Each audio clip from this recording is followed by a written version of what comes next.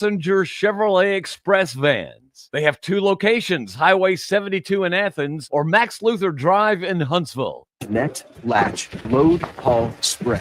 Cutting grass is as simple as roll, click, mow.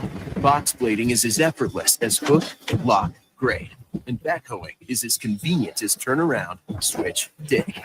Because when you've got the versatility to tackle just about any job and dealer support in your own backyard, you just have to get in the seat.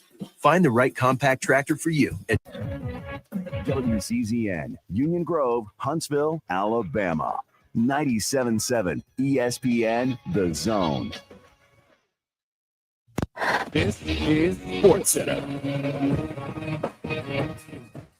I'm Christine Lisi. 8 days after leading Connecticut to its 12th Women's Basketball National Championship, Paige Beckers is the runaway favorite to be drafted first overall in the WNBA draft tonight to Dallas, 7:30 Eastern, ESPN and ESPN+. Seattle has the second overall pick. Washington has 3 of the top 6 at 3, 4, and 6. Beckers is signing a 3-year deal with the 3-on-3 league Unrivaled. Her first-year salary will exceed what she'll make as a rookie in the WNBA. As the top pick, she'd be set to earn over $78,000 in year 1. Illinois freshman Hesperus Yakuchonis told ESPN's Jonathan Gavoni he'll enter the upcoming NBA draft. He's ESPN's number 9 ranked draft prospect. NBA, with the Pelicans coming off their worst season in 2 decades, Coach Willie Green, uncertain of his future with New Orleans, said he hasn't had any talks yet about a return.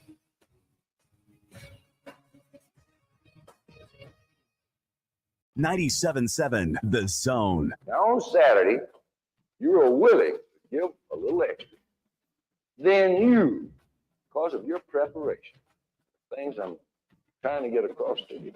And if we do that as a team, 11 at the time, 4 years from now, we'll be walking out of here national champion. And I'll tell you this, I expect nothing less. 97.7 The Zone. The best in local sports talk from the 256. We are local. When you're number one, you don't have to worry. We are award-winning. Thank you for listening. 97.7 ESPN The Zone. You'll be set for life. Joe Hunk. John Abraham. 256-576-4977. Welcome to the Blitz. Let's get things off and rolling here on a Monday, here on the Blitz. John Abraham, Joe Hunk, 2 hours straight of sports talk. And oh boy, Joe, we've got about 5 hours straight of sports to talk about in the span of 2 hours. So what we'll do is we'll spread it out throughout this wonderful week that we've got here on April 14th, moving forward. Because first off, Joe, it is my birth week. All right. So I can officially say that. I'm not one to make a big... Yeah. I mean, being that I just learned when your birthday was. It is, because there's Saturday and Sunday. I put it all into... It starts on Monday. So technically it is your birth week. Depends on how you want to look at it. Yeah. Depends on what you believe Sunday is or isn't. And Matthews, he's already in the chat saying good morning. He's still pissed off from the weekend. We will get to that. But we have a lot more to talk about today on top of the Havoc hockey.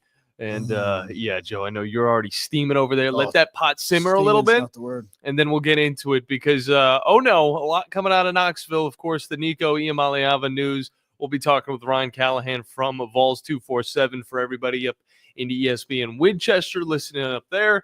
You guys are going to want to stick around for that conversation because it is a little bit interesting. I feel like we don't have all the details, and I feel like there's anybody that's going to tell us all we need to know about what's going on, at least from a little bit of an outsider inside perspective. It's going to be Ryan Callahan. Of course, he can't get inside of the mind of one Mr. Nico or maybe the people who are pursuing his mind and telling him what to do. But regardless of that, a man's on a mission to make some money, and it got him outside of a lot of people's graces. Tennessee moving on from the young quarterback. These young quarterbacks and their handlers right now, you're getting a lot of them getting some bad information, man. Yeah, and I mean, what's new? I mean, this is something that's been going on for years, but now with the NIL and all of this other stuff, it really does come into play. And it's not the first time that this has happened where players wanted more money, and if he didn't get it, then he was going to move on and leave.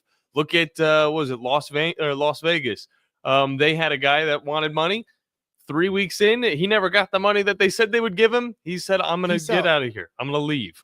And that's exactly what he still did. made it to the conference championship game. They did really well. I mean, it wasn't like it was a bad thing for them, but yeah, they still made it there. Well, for Tennessee, it's a little bit more of a drop off, but I would love to test some of the listeners. If they're casual fans, they might only know one quarterback on that team. I mean, I'm going to be honest with you. Nico is the only guy you thought you'd need to know for the next 3 years.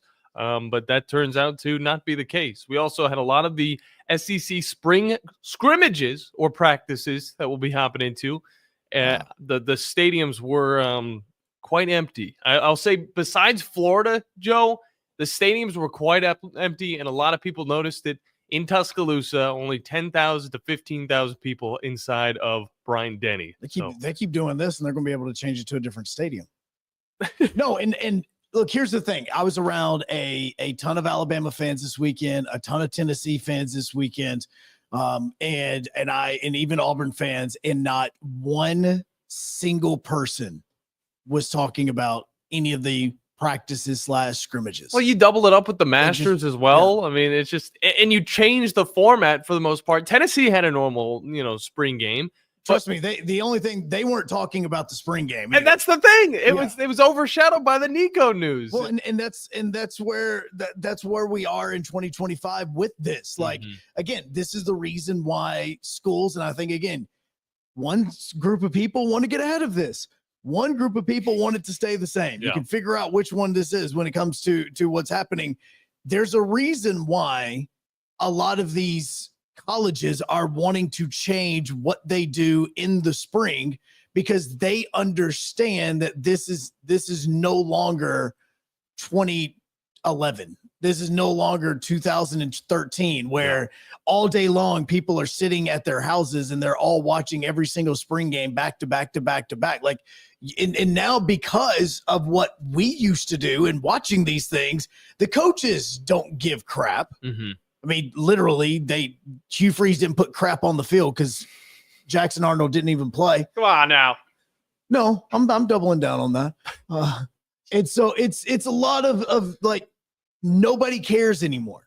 So now if you're a school, especially a school that used to sell tickets to this, because Alabama used to do it for free. I know Auburn used to charge like $10 and then I think like $15. Like, it wasn't a lot. And a lot of you still got a preview for just a little bit of money. But at the same time, you need to be able to turn what little bit of money that you had was more about getting people on campus. Yeah. Because this wasn't just for like 8A with Auburn. It was also Auburn LSU was playing baseball in this. You had all the stores were kind of hoping to have kind of like something similar to what they have on a weekend in the fall, when it has to fans coming in and out of stores, eating at the restaurants, things like that. So yes, I get it. Now, do I think that spring games altogether should be going away? Absolutely. I would much rather have a jamboree game in the fall than what I would having a spring game with only 74% of my roster, if not even less than that. I think they're cool just to get a little taste of what this team's has to offer, but at the same time, you look at what Alabama was throwing on the field,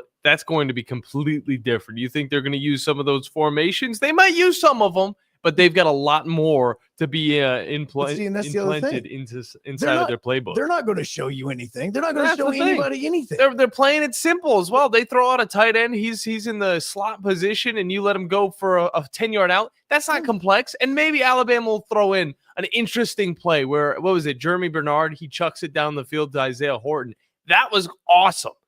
But that's the most you're going to get out of those spicy plays. Outside of that, you just get to see Keelan Russell hand the ball off. It's a nice little run play. It's the boring work that you're going to see from an Alabama practice. Look, on Friday, as I was driving around, Moulton had some audio from Hugh Freeze. And Hugh Freeze was trying to go through, like, so this is what we're going to do during our spring practice / game. This is going to be it. We're going to have this little scoring period. And he tried to break down the point system. And even I, again, barely listened to him as it is, I was trying to pay attention to what he was saying, and even I got confused. Yeah, the points in spring games are confusing. Yeah, he's like, well, if it's going to be 7 points, what you could possibly get. So if you get a field goal, that means you get 3. The defense gets 4. Then if you score a touchdown, you're going to be getting 7. Then you have an opportunity of getting 2. I'm just going, what on heaven's name? What are you saying? I see why they need the points, though. I mean, that's what keeps the people watching. You got to have a scoreboard at the No, bottom. it doesn't keep people watching because they're like, oh, okay, cool. We didn't get a score. How did that team get 7? So the defense, they got an interception that's going to square and actually round the 7 out to 13. Okay, It's so like now when I you see what walk we're through doing. there and you got to like hand out cards that have the point system on them. Like, hey guys, you're going to need this today. Like, just okay. Let me look at this right here. You got them putting their glasses on. Like, oh, all right. So it was 2 points that they got. So there must have been. Like, dude, I don't care. Okay, like it is dumb. And everybody now knows it's dumb. You've gone from 80 and 90,000 people to 10. And it's not because of the coach or anything like that. It's because, again, spring is pointless because what's going to happen in 2 days? Transfer portal is going to open up. Half your team is probably like, that's the reality of what this is. That's why I say maybe 75% of your roster's there, maybe 50%, maybe 45%. We don't really know. What are you showing us? No offense. I don't care about the walk-on. Like, I just don't care. Okay, if maybe that one guy is able to get on a special teams unit, that's awesome. Yeah, the journey is special, but is it likely? No, I'm not spending my gas, my afternoon going down and eating at a restaurant that's way too overpriced, going into a stadium, especially with kids, that they're going to want you to buy something that way, for me to figure out that one walk-on may get a tackle on special teams this fall. Joe, don't care. Then it's not for you. This is spring football. This is something where if people are still wanting some Alabama or they want a little bit extra, then they can go out, watch their favorite team practice. I think it would be for me. Did I go? No, but that's why we have a choice. No, I'm genuinely curious about who watched, because again, I was around multiple Alabama, Tennessee, and Auburn fans. Not one person mentioned it. Even with Tennessee, they weren't mentioning the practice. They were talking about Nico. Like, not one person was like, so did you see how so-and-so did at the spring game today? Oh no, we're really good. I don't know a single person that was paying attention to it. I know beat writers are putting stories out. It's what they do. I know that everybody's talking about it, but as far as everybody that is in the media is talking about it, I just don't know a single person that actually watched it. And it's going to say, you know what? I'm paying attention to this because it's going to show up in that at the end of the season. It's just, look, I understand why people do this, and I understand why universities do it. But at the same time, this is where we need to evolve. And either you continue to not, and you have like, have you ever seen an LSU spring game? No. I mean, that's like friends and family. Like, I mean, there's nobody in that stadium ever. Well, actually, I did watch it last year just because. I mean, it is nobody's there. Yeah. And majority of the time, their spring game coincides with an LSU baseball home game, but then all the LSU fans are over there watching the baseball team and they're not watching the football team. Like, it is amazing with all the crowds that were coming to spring games whenever this was hot, like in the 2000s and 10s. Not at LSU. Like, they did not care in this. And I think, again, the rest of the country is getting to that point where I'm just like, you know what? I'm not going to pay attention to it. I'm not learning anything. I paid attention to it for 5 or 6 years. It never benefited me once whenever I was going back. You know, the one thing I actually learned through all of my times of watching college football spring games were? Julian saying on Ohio State. Not one bleeping idea of who that is at all. That just shows you've been back covering Alabama for just a little bit. No, not one. What it is the one time that I saw Baker Mayfield when he transferred to Oklahoma, and I thought, you know, he's actually better than what their starter is right now. I believe it's Trevor Knight. He's better than him right now. And he was. He turned out to be. That's it. Through the last 15 years of truly focusing, that's the one thing out of 15 years. Yeah. So I'm like, whatever.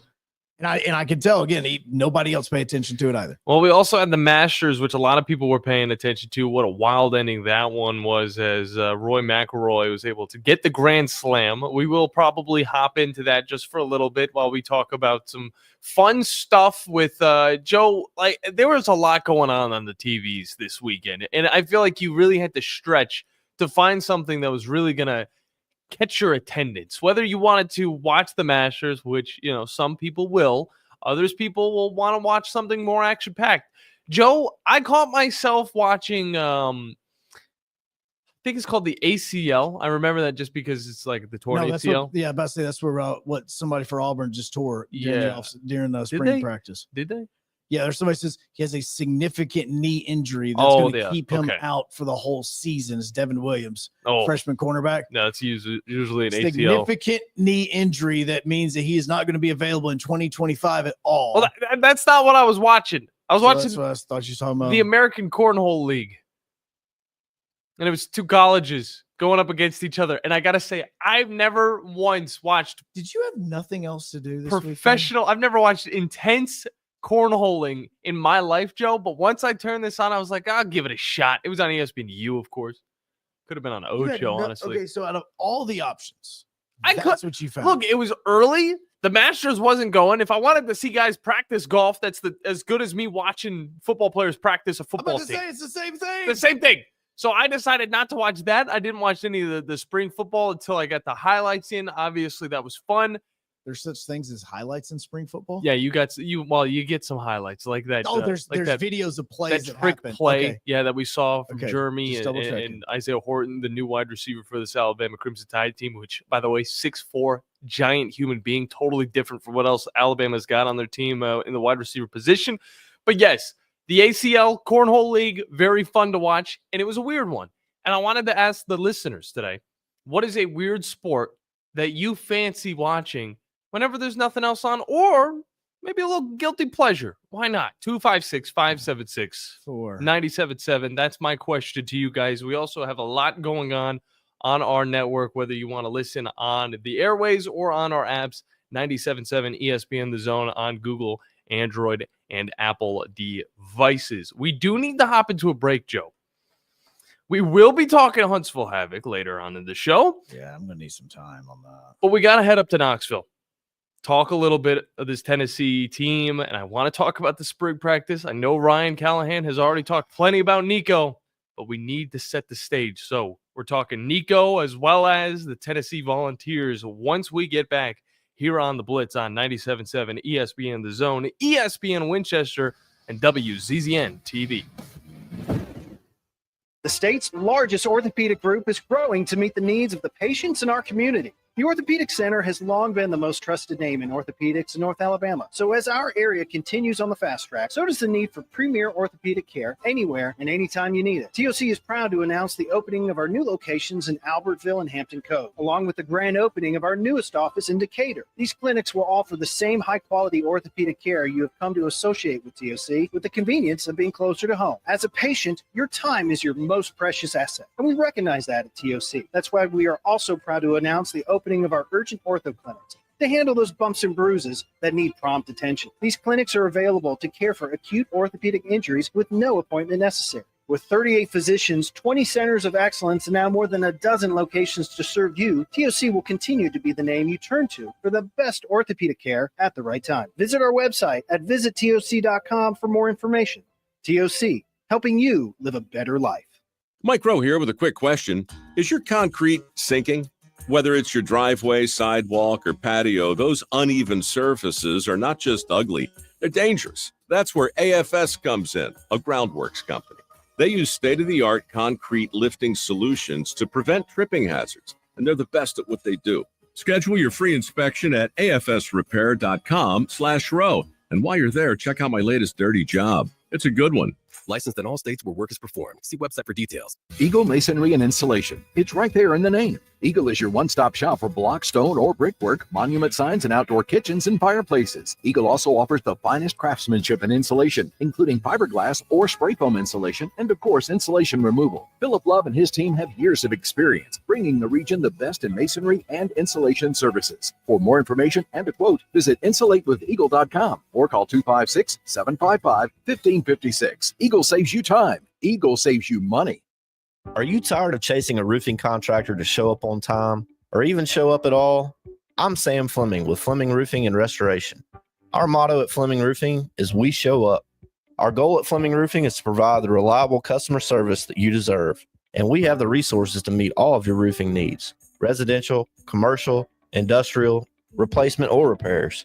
We are manufacturer certified for roof coatings, single-ply membranes, and asphalt shingles. Whenever you need a roofing professional you can count on, call Fleming Roofing and Restoration. We are committed to finding the solution that meets your needs. We don't have quotas or heavy-handed sales tactics. Fleming Roofing, We have expert experience. We show up. Free estimates, residential, commercial, industrial, replacement, or repairs. Check us out at FlemingHSV.com. FlemingHSV.com. When you need a quick response, it's Fleming Roofing and Restoration. We show up. From the Fox 54 Weather Center, I'm meteorologist Emily Owen. The scattered showers going to be possible this late Monday night. Low temperatures expected to fall into the upper 50s for most of our Tuesday, though. After the rain ends, we'll start to see plenty of sunshine. High temperatures going to be warming into the upper 60s for the afternoon. Wind gusts could potentially reach as high as 20 miles per hour. I'm Fox 54 meteorologist Emily Owen on your home for ESPN Radio 97.7 ESPN, The Zone. Never miss 1 second of Charger baseball with the Charger Zone. Windbreak, Knowles, stood by Lindsay, 6, 4, 3, double play, and UAH is 1 out away. Only on 97.7 ESPN.com and the 97.7 ESPN The Zone app.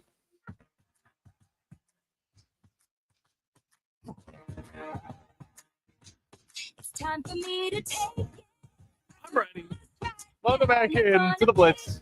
John Abraham, Joe Hunk. Is this Hannah Montana? Who is this? I have no idea. I know the song. I mean, I did. Demi Lovato. That's who it is. I forgot she existed. Yeah. Be real.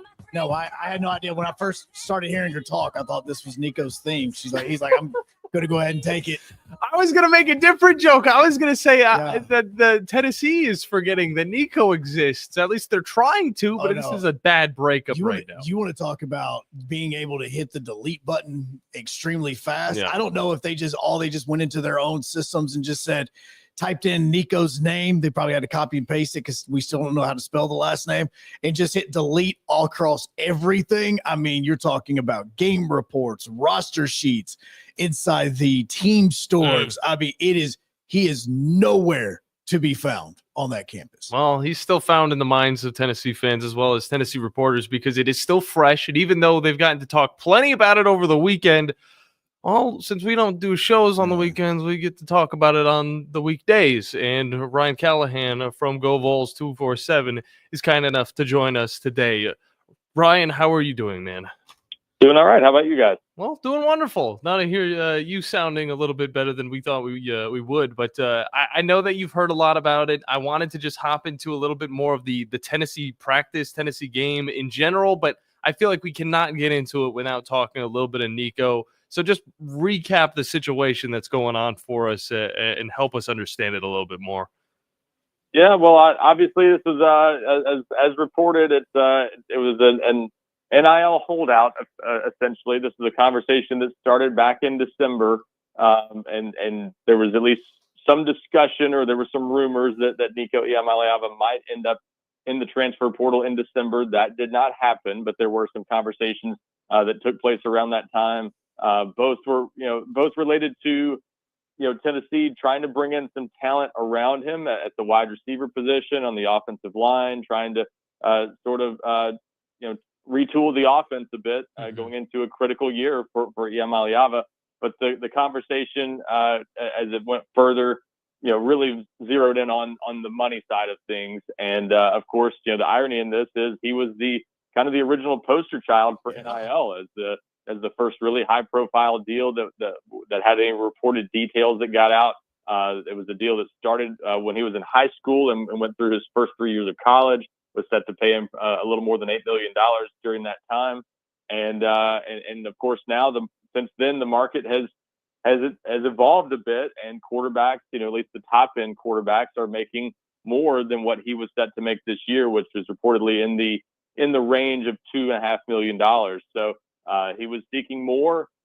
From what I understand, I don't know all the details on this, but from what I understand, Tennessee did make some attempts to sort of find a middle ground, and I believe their attempts were sort of rebuffed, and nothing was ever agreed upon. And it became apparent as the end of spring practice approached, and with the transfer portal set to open Wednesday, that Iamaleava was not caving in on the family and the handlers and whoever else was involved in this discussion was not willing to cave on their demands, and they they decided that they were likely to enter the transfer portal, and word leaked out about that last week, and that resulted in what was not a planned move. Nico sitting out Friday's walkthrough before the spring game, and then of course not being in attendance for the spring game Saturday. And Nico let Joey Halsey, the offensive coordinator, know Friday night that he was submitting his paperwork to enter the transfer portal, and Josh Heupel informed the team Saturday morning that he was moving on. So that's where we are, and Tennessee is now likely to be in the transfer portal, or planning to be in the transfer portal, looking for another quarterback of some sort, depending on what they can find. So, and now we'll see what Nico Iamaleava can find himself, because from what I understand, I don't think he has anything lined up. I think the interesting part of this is not a deal where they've already got another school waiting in the wings, and it's just a matter of waiting to enter the portal and announcing where he's going. They're maybe searching a bit, and it's going to be fascinating to see where he ends up. So this is just a fascinating story on all fronts, and it's kind of amazing that it came to this. But we've seen a lot of quarterbacks transfer in this NIL era, and he certainly won't be the last. But this one is the first kind of holdout we've seen that's really gone this way, and it's obviously people are watching this closely on both sides to kind of see how it ends up. All right, so first question, because you mentioned it a minute ago. This started back in December. There was all those like rumors and things about Nico potentially sitting out the college football playoff. Does that play into this? That came up. That was at least discussed at the time. Again, the interesting part of this though is, Tennessee did not agree to any sort of new deal with him in December. There were no finalized discussions of a deal that happened at that time. The conversation was almost just sort of tabled without him entering the transfer portal. So to the extent that there were discussions, nothing was done about it at the time. So I know that came up. I know those rumors were sort of out there, but I don't know that there was any threat made to the point that Tennessee had to answer just to get him on the field for the college football playoff, because he didn't get a new deal at the time. So that's why these conversations sort of dragged on through the spring, and nothing was ever really completely done to address the situation, and partly because they whatever attempts Tennessee did make to address the situation were sort of rejected as potential solutions. So they weren't really backing off that reported figure they were seeking, which was obviously reported at $4 million. I've heard the same number, so I think that's accurate. And obviously with him making around $2.5 million this year, that means they were at least $1.5 million apart. So that's obviously a big gap there. Yeah. And it sounds like they weren't really all that interested in seeking a middle ground, or to the extent they were willing to. Tennessee's attempts to get there were sort of shut down. So we'll see what they're able to get now in the transfer portal. But yeah, I don't think there was. I don't know exactly what happened with that deal in December, because without a new deal, why was he on the field if they took that kind of stand and tried to hold out at that time? Absolutely. And then the other part of this is, again, the transfer portal doesn't open for basically like another 48 hours. It's April 16th. Mm-hmm. I know that people have seen pictures and sent pictures of, oh, this is Nico at BNA and all this stuff, like, hey, here he is, he's leaving. Is this like a final thing? Like, is there something that Nico could he call up and say, look, guys, this has gotten way too out of hand, and I've really made some bad decisions, and I just went ahead and come back? Or is this a door is shut, we are moving on? Deadbolt locked. Yeah, it's a fair question. It would take so much repair at this point to put that back together. I suppose there's a scenario, but again, the frustrations I think on both sides certainly did not start last week. This was a situation that just kind of came to a head, and they knew that this sort of deadline of the portal opening Wednesday was coming soon, and it just obviously was headed this way. I just think they envisioned him playing out the spring and then kind of quietly leaving in whatever fashion they chose to once he entered the portal, and it turned into this sort of public spectacle instead, where he ended up skipping practice and ghosting the team on Friday until he let them know he was submitting his paperwork to enter the portal. So at that point, players were upset. Some of his teammates were really not happy, thought that was not the way to handle that situation. Obviously, the coaching staff didn't think that was the way to handle the situation. if apologies were made and things like that, sure, I suppose anything is possible. But I've seen nothing on either side that leads me to think that's likely at all to happen. So I would say that is, maybe at best a long shot outside possibility. I think the two parties are kind of going their separate ways, and I'd be shocked if that reversed course at this point. Yeah, and it would also upset some fans because I've seen some already burning jerseys. I mean, I don't think anybody is too happy about this unless they're a rival to the Tennessee Volunteers. But the way that Coach Heupel went about it, he talked about it, and he was telling them that no player is bigger than the program, and that I really liked. Even himself, he put himself in that category.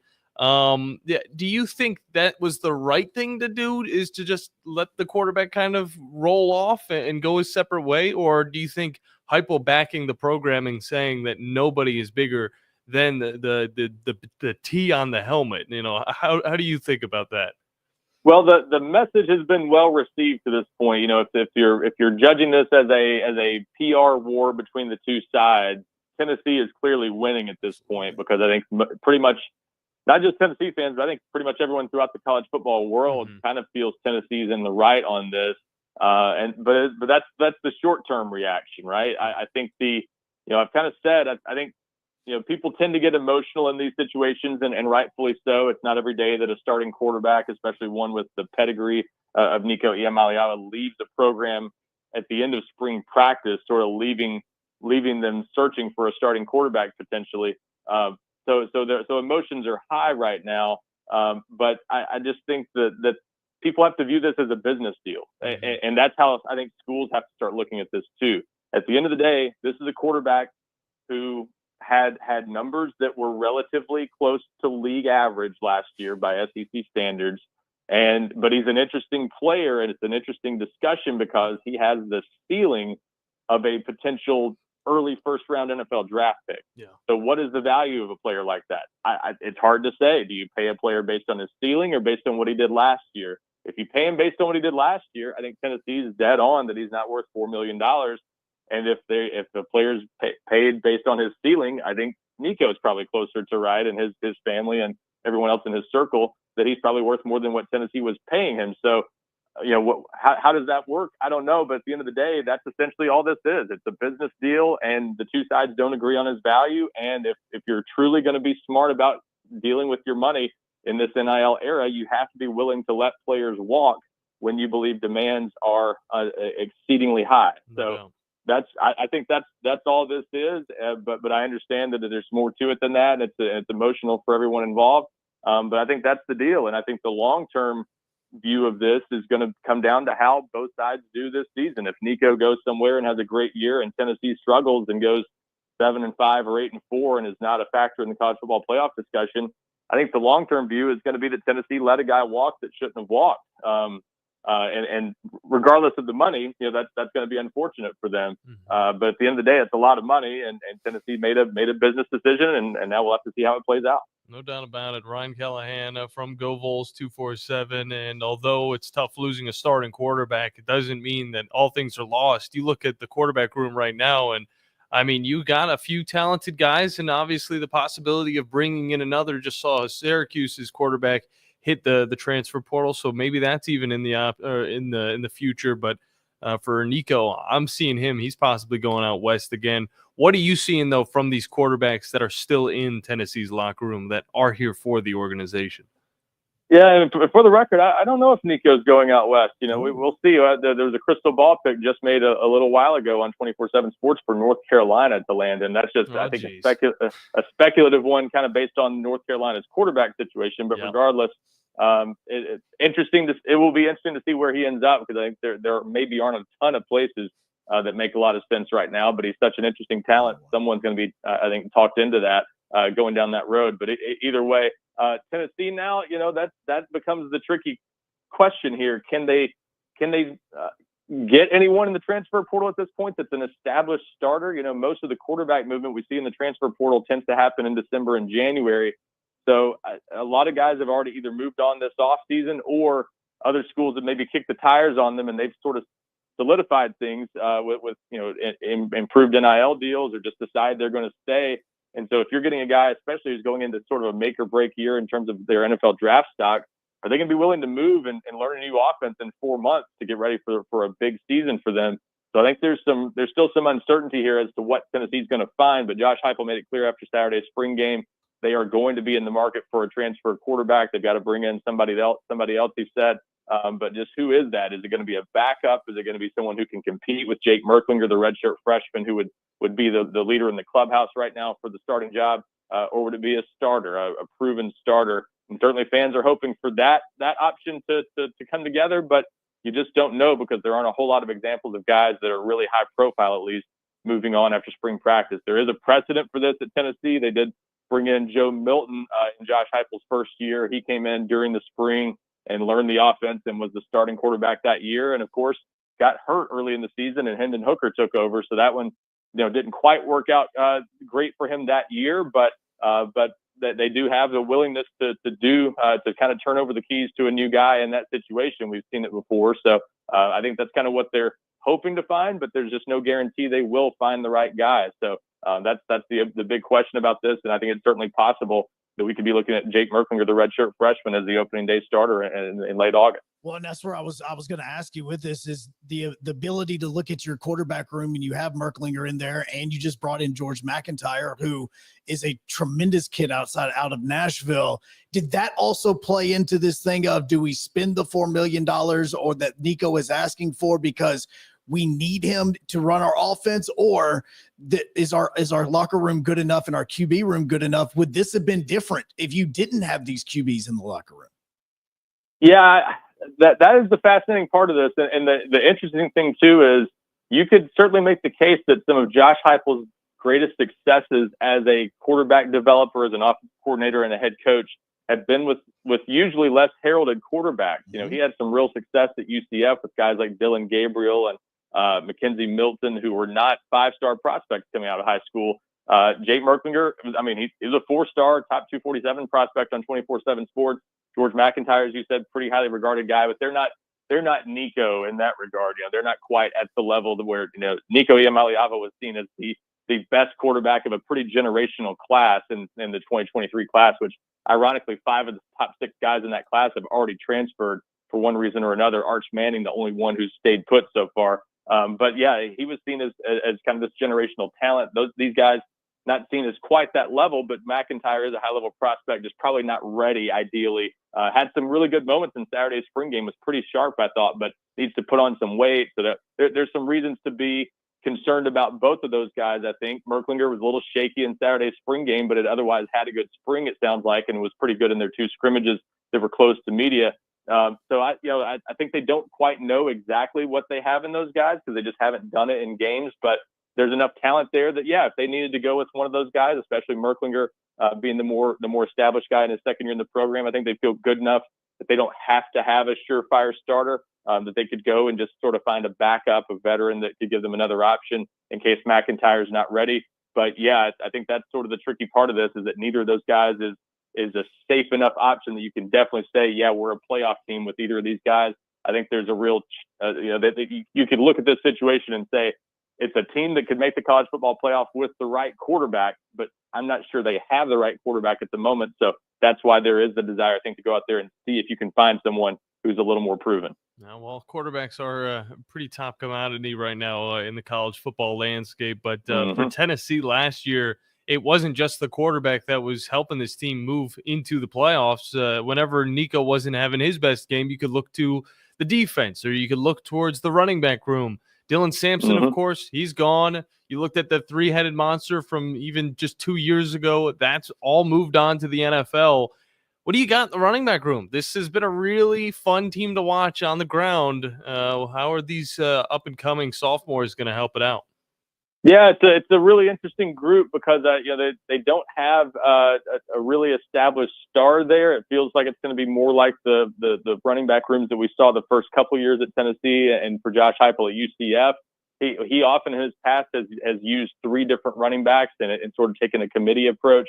I think this year might be a little bit like that, where you've got Deshaun Bishop, who was kind of the number 2 behind Dylan Sampson last year that looks like the front runner for the starting job. You got Peyton Lewis in his second year, a former 4-star prospect from Virginia that they're pretty excited about, that's had a good spring.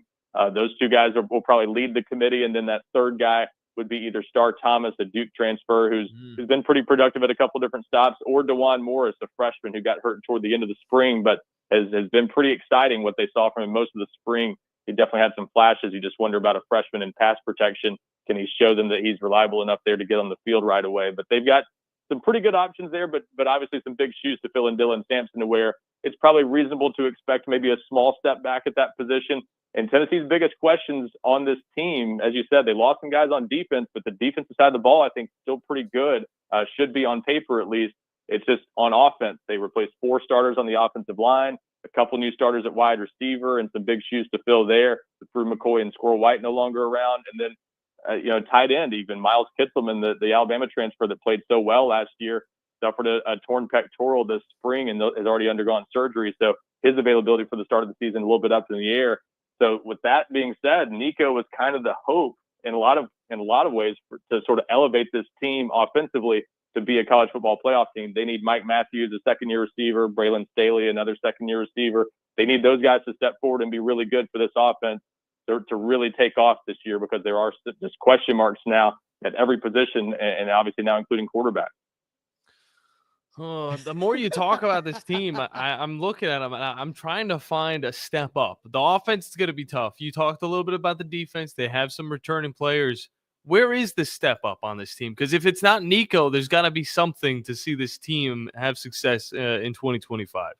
Yeah, I don't want to make the view seem too bleak, because I think there actually is some reason for optimism here if you're a Tennessee fan, and that is that they've got some real talent on this roster that just hasn't maybe been experienced or doesn't have the experience from past years. So they're sort of taking their chances on some of their internal options that are young guys, first and second year players. For instance, wide receiver, I mentioned Mike Matthews and Braylon Staley. Mike Matthews almost went the transfer portal in December, only caught 7 balls last year, a former 5-star prospect. Probably thought he should be on the field more last year, and he wasn't. So he's getting a chance. Braylon Staley's getting a chance. Those guys look like they're going to be starters unless Tennessee brings someone else in from the portal this spring. And then behind those guys, 2 true freshmen, Travis Smith and Rodarius Jackson, both had flashes this spring. I think Tennessee is interested in getting those guys on the field, which is something we really haven't seen much from them with true freshmen at wide receiver. So it seems like there's more of a desire to play some of their young talent on both sides of the ball. So that's sort of where the excitement comes from this year. They weren't quite as heavily involved in the transfer portal in January as people thought they might be.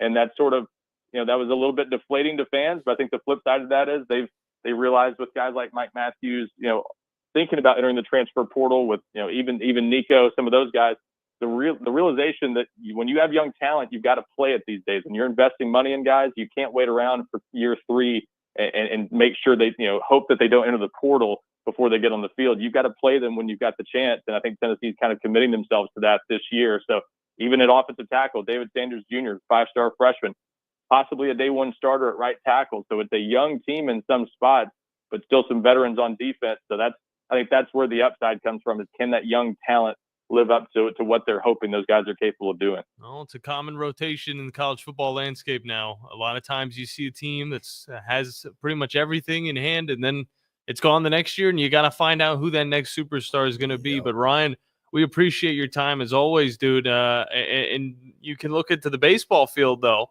and see a little bit of something to be happy about. See, you're cheering all over the place for this Tennessee team. Yeah, Tennessee had a fun basketball season, of course. Just a step short of the Final Four. Another good baseball team. So yeah, Tennessee fans haven't had it too rough lately. But yeah, this is a reminder that you're always one news development away from being right back in the dumps a little bit, wondering why does this keep happening? Look, no, and Ryan, I'll tell you, when this stuff started coming out last week, I was sitting here thinking to myself, this can't be legit. Like, are we really going to get here? And then here we are Monday morning, and it's not just hey, it's still going on. It is we have removed him from everything around Neyland. I mean, it is gone. Yeah. Totally, it's amazing how fast it happens. But yeah, that is welcome to this new world of college football. I mean, a bunch of quarterbacks have transferred the past few years. that Nico's the first kind of NIL style holdout that we've seen of this type that's resulted in someone leaving like this, but he probably won't be the last as long as this system's kind of set up this way. No, sir. Ryan, appreciate your time. Let the people know where they can find you on socials and online. Yeah, at Ryan Callahan 247 on Twitter, and of course GoVols247.com. You can sign up right now for 50% off your first year to get the coverage of all this quarterback saga and much, much more. If you're a Tennessee fan, there's obviously plenty to discuss right now. Great stuff as always, Ryan. Have a great day. Thanks, bro. You too. Thanks a lot, guys. Always good to get Ryan Callahan on. Give us all of what we need to know about this Tennessee football team as they move forward. And we've seen this before. 2 years ago, Joe. Alabama, similar situation. I wanted to talk about it, and I brought it up like this team needs a lot. It's a year for playmakers to show up. That's the same type of thing we're seeing from Tennessee, and it all had to start because their starting quarterback decided to dip. So I have a question, and I know that with phone lines wide open now for the remainder of the show, 256-576-977. This is basically the first holdout that we know of. And we brought it up on Friday, too. We were just joking, thinking, oh, this story is still fresh. And now it's just like this has been solidified, and it's already been dealt with. I'll share it when we come back. But has Nico's handlers, is this the right way that he went about this in 2025 with this landscape that we are now currently in, knowing that basically quote unquote free agency starts in a couple of days? Has Nico actually handled this the way that you should handle things? We'll continue on the Blitz, ESPN Winchester, 97.7 ESPN The Zone, as well as WZZN TV. This is Brent Musburger's BSIN Action Update on 97.7 ESPN The Zone. AI-powered betting models to help you make sharper picks during March Madness. Free 7-day trial available now at rhythm.com. That's RITHMM.com. Grant Holmes on the hill for the Atlanta Braves today in the Rogers Center in Toronto against the Blue Jays, and Easton Lucas minus 115, 8.5 over the total. Atlanta 4-11 on the year, just 1-9 away from home. Kyle Larson wins the Food City 500 at Bristol for his second win of the season. He's 3-1 with the NASCAR Cup Series title. Christopher Bell plus 450. Denny Hamlin 6-1 to take the championship. Up next, April 27th, Talladega Jack Links 500. Rory McIlroy wins the Masters this week. It's the RBC Heritage. Scotty Scheffler is a plus 350 favorite. Mike Sennett, 97.7 ESPN The Zone. Would you call a plumber for a root canal? The same goes for selling your timberland or farm. Choose someone who understands your property and can help you on the front end so you can capitalize on the back end. I am Bo Butler with Southland Realty and Auction. As a guide, I have put many hunters in position to take a shot. It's time for you to take your shot. Let's talk about putting you in position to sell your property. Call me at 256-609-0512. Remember, Bo knows land. Tom Luganville here for my friends at Woody Anderson Ford. Bobby White and his team take great pride in their service department, and you can see it the moment you walk into those beautiful new service lanes. And just like a championship team, they all work together to make sure your experience is second to none, whether you drive a Ford or not. Also, check out the gold certified pre-owned inventory at Woody Anderson Ford for great deals every day. Stop by and see them at Jordan and Sparkman or at Woody Anderson of Madison on Hughes Road, or visit WoodyAndersonFord.com. This is Steve Moulton from 97.7 ESPN The Zone with my friend Brandon Pilcher from Pilcher's Appraisals. Brandon, what exactly do you do? Steve, I'm an appraiser. I can value a property for you if you're potentially going to sell, and that valuation could also be used to help you with your property taxes. Thanks, Brandon. Brandon is licensed in Tennessee, Alabama, and Georgia. You can contact him at 706-936-3766. Call or text. The Braves roll into the 2025 season with a singular focus. Bring home the division title and remind the league what Atlanta is all about. Swung on, driven to left center field and deep. That baby's out of here. Austin Riley. 3-0 to Olsen, and he powers one. Deep right center field to the wall. It's gonna fly. It's a home run. Back-to-back homers. 97.7 ESPN The Zone. Hi, folks. Bobby White back again for Woody Anderson Ford, inviting you to come test drive any one of our over 100 F-150s. From rock-solid, dependable work trucks to our state-of-the-art Platinum Series, we've got an F-150 for you. Test drive one today, and you'll understand why the F-150 is the best-selling truck in America, going on 48 years in a row. Just as successful offenses and defenses are built on teamwork, Woody Anderson Ford is powered by our people. Our sales and service teams are well trained to save you time and money.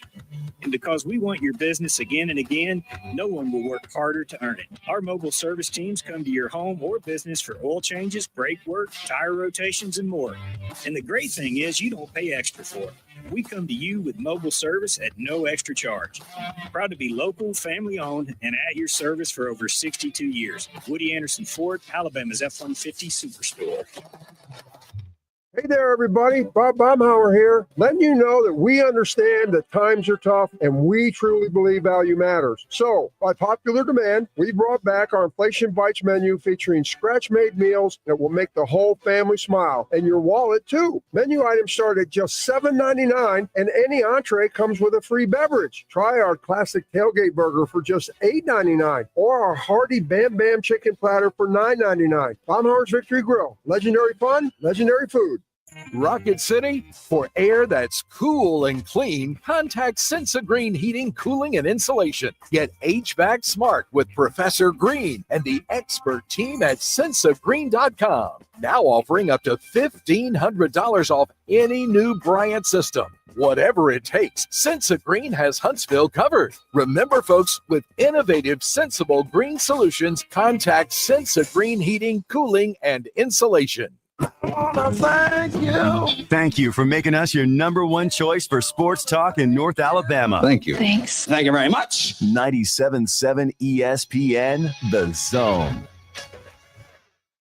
I'm all in my bag, as hard as it get. I do not snort powder. I might take a sip. I might hit the blunt, but I'm liable to trip. I ain't popping no pill. But Welcome back in to the Blitz. John Abraham, Joe Hunk. Just had a wonderful conversation with Ryan Callahan from Go Bulls 247. Talked a lot more than I thought about Nico, but of course we're going to talk about that. That's the hottest story right now, and we got all we needed to know about it. And quite frankly, in this NIL era and with spring games and all that sort of stuff, that's actually my reaction right there on WCZ. Why are you frozen? What the heck? I have no idea why I'm frozen, but that is basically the perfect reaction for what was happening a little while ago as we were talking to Ryan Callahan on it. Now, we've seen a few different comments about some things. Like, we know that Josh Pate is talking about Nico and the fact that he says that, yes, Nico did hold out from or was thinking about holding out from the college football playoff because of NIL negotiations and things along those lines. Now, we asked Ryan Callahan about that just a few moments ago. He said that he doesn't have any confirmation that those things are connected. We do know, and he does know, that these conversations between Nico, his handlers, and Nico and the football team all started back in December. So, again, it's not saying it did or didn't happen, just saying that Ryan Callahan says that he doesn't have, that sort of information with it. And the question is Nico and has his handlers and everything kind of handled this the right way? Because look, we have no blueprint for this. We have zero. There is no blueprint for a player in college football to quote unquote hold out. There's a blueprint. It's in the NFL, Joe. Yes, and what do? They do exactly what Nico did. They don't show up to practice. They don't go to practice. They delete all their stuff on social media. And then after a few days, cooler heads prevail. And then they come up with some sort of compromise. Yeah. They can't officially leave the team unless the team ends up leaving them. Well, for the Tennessee perspective, they ended up saying, oh, okay, well, this isn't as big of a deal as you thought it would be, and goodbye. We'll go on to the next. And look, with Tennessee and with Nico, there's not that whole, dead cap space and all this other stuff that kind of goes in it of, oh yeah, we're going to lease you from your contract. We're going to do all this. And fine them, a certain amount of money every practice. You can't do that because that whole word contracts is not really a thing in college football. But basically what it looks like is that his handlers and Nico, not saying it's just his handlers, because I know a lot of people are wanting to blame his father, but it was the way that they were handling this situation was, well, I mean, look, this is what they do in the NFL, so let's go ahead and do it. Like, that's exactly the way this looked. The NFL boy. He didn't show up to practice. He didn't show up to meetings. He didn't show up to the facilities. He didn't do any of that, which is exactly what we hear about in the NFL. Some point in time over the next 3 months, you're going to hear about this. So-and-so's not showing up to OTA. So-and-so not showing up to mandatory minicamp. So-and-so is not going to be showing up to training camp. Like, those are the conversations that happen. But there is a blueprint in the NFL of if you do this and you are valuable enough, they will turn and figure out some way to compensate you or something. Or you're going to get released and you're going to go about your way if you're not worth it. The thing is, and the problem is for Nico, is he's a quote unquote trailblazer because of this whole NIL thing, the lawsuits, trying to become eligible, all this thing that happened before he was even there, because we heard about the price tag of how much it was costing teams or Tennessee to bring him in. $8 million starting out. So unfortunately for him, he's the first one that is trying it this way. Like, my son is horrible at being afraid to screw up. Like, he's just awful about it. And I was like, dude, you've got to fail. Like, you have to. You've got to fail numerous times. You've got to fail. The problem is that in Nico's situation right here, yes, you're going to have to fail. But unfortunately for him, it's now costing him the university that he was going to be playing at. That's the reason why I asked Callahan about, is there a path for these two to say, look, this has gotten way blown out of proportion, and, whatever I need to do? Or is this a done? There is no way that you travel back down this road and you bring him back in. That's the funny thing, is I also thought they could find a way to hash something out, Joe, because it just seemed too ridiculous for them to already split up in the span of 72 hours. That's what it felt like. 72 hours went by and he was gone from the team and all the records were erased. But there still feels like there's a way back for Nico. He just needs to disconnect from his family and his handlers that are telling him, hey, this is what you need. You need more money. You are going to blow your career if he keeps on this path looking for more money in college sports. So when Matthew says Nico will end up at a lower tier school and probably flame out right now, and Ryan Callahan hinted at this, right now on 24/7, the crystal ball has him 100% going to North Carolina. Man, Bill Belichick too distracted by his woman. Maybe Nico's distracted by that. And look, that is the case. He's not Carson Beck. Don't worry about that. I just know that this blew up. There may be better ways of handling it. We just haven't seen it in college football because we've never been in this situation. I may have an idea when we come back. 256-576-977 as we continue on the Blitz. WCZN TV, 97.7 ESPN, The Zone. The company is Eagle Masonry and Insulation, but did you know they're also Eagle Landscaping and Dirt Work? Eagle can take care of all your landscaping needs, including irrigation, sod work, and planting, both plants and trees. On the dirt work side, Eagle can grade and build your pads, haul dirt in or out, and even do erosion control. Philip Love and his team can do it all for you. The website is the same, insulatewitheagle.com, as is the phone number, 256-755-1556. Give them a call and see what Eagle can do for you. Eagle saves you time. Eagle saves you money. No representation is made that the quality of legal services to be performed is greater than the quality of legal services performed by other lawyers. A wise man once said, if you take care of old folks and children, everything in the middle will take care of itself. Hi, I'm Danny Aldridge, lawyer in Alabama and Tennessee. In the next 20 years, the number of those folks over 65 years of age will more than double. In our golden years, the most important goal is to be treated with dignity and have control over doing what makes you grateful with those you love. At the Aldridge Law Firm and the Legal Town Center, we're dedicated to help you with these goals, and we'll be there when life throws you those inevitable curveballs. Let us assist you with your legal needs, whatever they may be or become. You may reach us by phone at 256-534-3188 or online with Dan at danaldridgelaw.com. Just remember, we're here to help. Whether it's personal injury, wrongful death, fraud and cheat, or estate planning made complete, we're here to help. Let's talk about the X's and O's of family entertainment. Every parent in Alabama knows the importance of being able to draw up an activity that'll get you out of the house for a couple of hours. But it needs to be affordable. It needs to be family friendly. Above all, it needs to be fun. Now, let's talk about high school sports. Bang for your buck, school sports provide the perfect game plan for your family. You'll enjoy all of the drama and excitement competitive sports offer. You'll be supporting the future leaders of our community in a meaningful way. Best of all, you can take the entire family without breaking the bank. Heck, you won't even dent it. Now, enough chalk talk. Let's get out there and see what's playing at the high school in your community. School sports. Good for our kids, good for our community. This message presented by the Alabama High School Athletic Association and the Alabama High School Athletic Directors and Coaches Association. This is Brent Musburger's VSiN Action Update on 97.7 ESPN The Zone. AI-powered betting models to help you make sharper picks during March Madness. Free 7-day trial available now at rhythm.com. That's RITHMM.com. Grant Holmes on the hill for the Atlanta Braves today at the Rogers Center in Toronto against the Blue Jays, and Easton Lucas minus 115, 8.5 over the total. Atlanta 4-11 on the year, just 1-9 away from home. Kyle Larson wins the Food City 500 at Bristol for his second win of the season. He's 3-1 with the NASCAR Cup Series title. Christopher Bell plus 450. Denny Hamlin 6-1 to take the championship. Up next, April 27th, Talladega Jack Links 500. Rory McIlroy wins the Masters this week. It's the RBC Heritage. Scotty Scheffler is a plus 350 favorite. Mike Sennett, 97.7 ESPN The Zone. Log on today, 977ESPN.com.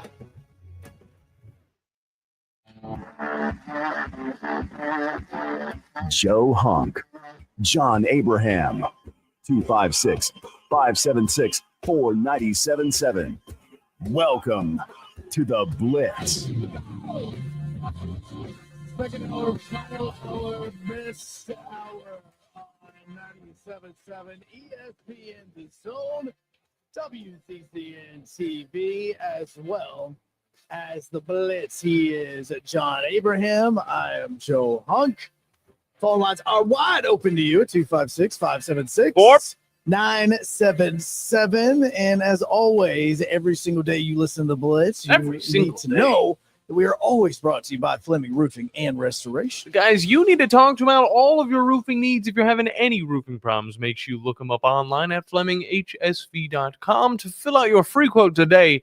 And remember that Fleming always shows up, just like my swagger in the form of these glasses that I bought this weekend. Joe, it was a lot of fun this weekend, man. I went out and did a lot of fun things, and I went to a miniature boat racing thing that was going on. I was trying to see how many times you said fun just in the course of 2 minutes. FUN, bro. Yeah. It's all about it. Yeah, it was the Huntsville Boating Association. They have these like small boats. They're like the H1 boats, Joe. All right. You know what an H1 boat is? Absolutely. I've got 6 of them at the house. As a matter of fact, all in the garage, all up on stands. A lot of work to be done to them. They fly around the water super fast. And I went over there and I just caught that they were doing this. And I was thinking, oh, I loved last time I was over here was like 6 months ago. So I decided to go back over there, Joe. And I may have accidentally noticed, because my awareness is so high at this point in my game, a NASCAR Cup Series champion that was there as well. I didn't bring it up to him that I knew who he was. I was just wanting to let him enjoy his time because he's now retired. And I just kind of backed off. But I did go up to him and I said, "Is that gas?" He said, "No, that's nitro." And he was like, "I got 2 boats." And they were really cool boats, Joe. Really cool boats. He had like the Oakley. I don't know how you get sponsorships for these things. He had the Oakley sponsorship on the side. And it was the color orange and black. If you can take any guesses, you'll take guesses. So I didn't say Nico's who it was. boat. It wasn't Nico's boat. Okay, just double checking. This is probably going to be powder blue of some sort. And I'm not talking about North Carolina. I'm thinking UCLA. I'm just thinking that. I don't know. I just think that would look good on him. Yeah, no, if he goes from the facilities at Tennessee to UCLA, this kid's family is as dumb as everybody thinks he is. UCLA is awful. And I mean awful in so many numerous ways. Maybe he just wants to go back home. It's the closest thing to home. I don't care if you want to go back home. But you also have to understand the facilities and your ability to get to the NFL. Like that is Joe, UCLA does not care about their athletics. Rocky was punching meat, Joe. Come on. And he still was able to win the fight against Ivan Drago. Yeah, the problem is that was back in 1978. And this is now 2025. And I guarantee you Rocky's not punching meat right now. And Nico shouldn't be going from playing in some of the best college football facilities in the country to go and playing at UCLA, which I don't even know if they've updated their thing since Bill Walton was there. Like, I really genuinely don't. Like, this is how they do not care one bit about any of their facilities. So why you would even want to go to UCLA is absolutely beyond me. Now, I don't expect him to go there. The North Carolina thing probably makes sense to me as far as, look, if you're his fan base or his handlers, you're thinking, oh, well, of course, Bill Belichick, he knows how to get a quarterback into the NFL because that's exactly where he's been. He knows how to get him into an NFL system. So this is what he'll be playing in. Like, yes, I see the thought process with this and the reason why that is going to be the case in it. There's also numerous ways you could have handled this better. And I know really? No, look, here's the going about it as a holdout's one thing, dude. That was just like a rushed job. It was skewed. It was screwed. What the thought process is like, hey, if you're going to transfer, you want to be there day one the portal opens up. Because the day one the portal opens up, that is when you are going to have the best opportunity at getting market value. So what he did is they said, look, all we've got to do, and this I can genuinely see them sitting down, them being, whoever Nico's handlers are. And again, I say that because I know we're all wanting to point one direction. They need you. They want you. You can hold on before their spring game, and they'll really be pressured to throw you the money. So the whole idea was, let's do this before the spring game, because right after the spring game, you are going to have the transfer portal opening up. And then what's going to happen? If Tennessee says no to you, they're going to come out onto the field, and all these fans that are there are going to boo them like crazy because they're not doing this to their quarterback that just took them to the college football playoffs. Then you got Josh Heupel's quote. Well, and that's what I'm saying. They didn't expect that. Between his as well as Tony Vitello's that he made afterwards, like those things, that's what Nico's people was telling him. And they're like, look, okay, let's look at this from both sides. Say they tell you no. If you're there day one, you're automatically the number one quarterback in the transfer portal. Every single team has went through spring practice now, so they all know what they have on their roster or what they don't have on their roster. So you definitely want to be there. You absolutely want to be there. The problem is that they went about this the wrong way. They still could have went through this. And again, you don't know if it's the right or wrong way because there never has been a right or wrong way to do this because we've never been in this situation.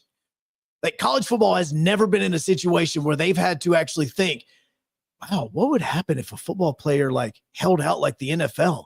Because he's getting paid money and we're not he's making millions and millions of dollars and he wants millions and millions and more. And there are no contracts that he's going to have to give the money back or he's going to have to pay out or anything like that just to get out of his contract. What if that was the case?